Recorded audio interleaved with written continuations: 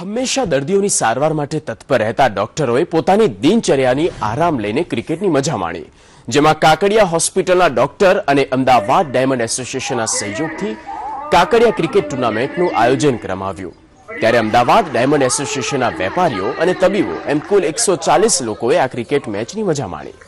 Kakadiya cricket ટુર્નામેન્ટમાં કુલ 6 અલગ અલગ ટીમો બનાવવામાં આવી, જેમાં Infocus Warriors, Bapunagar Tigers, SMD Lions, HHR Fighters, Gujarat Royals અને કાકડિયા કિંગ્સની ટીમોએ ભાગ લીધો।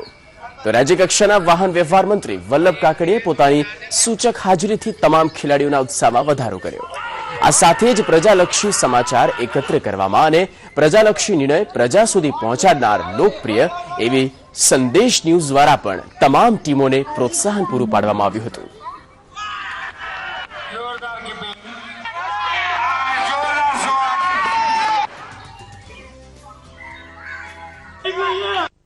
ખાસ આ કપનું આયોજનમાં આશય તો એ છે, એક તો ડોક્ટરો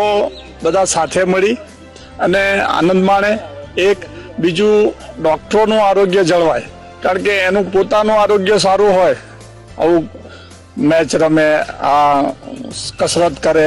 એ પોતાનું આરોગ્ય સારું હોય તો પછી લોકોનું આરોગ્ય પણ સાથે સાથે સારું કરે અને એને જે ટેવ પાડે ને એ ટેવ બીજા એના પેશન્ટો અગર તો જનરલ લોકોમાં પણ આવે અને એના માટે થઈ અને આજે કાકડિયા ક્રિકેટનું આયોજન કરવામાં આવ્યું છે, કપનું આયોજન કરવામાં આવ્યું છે। જે આ બાપુનગરની અંદર બહુ જ ખૂબ જ સુંદર પાયોનિયરિંગ કરવામાં આવ્યું છે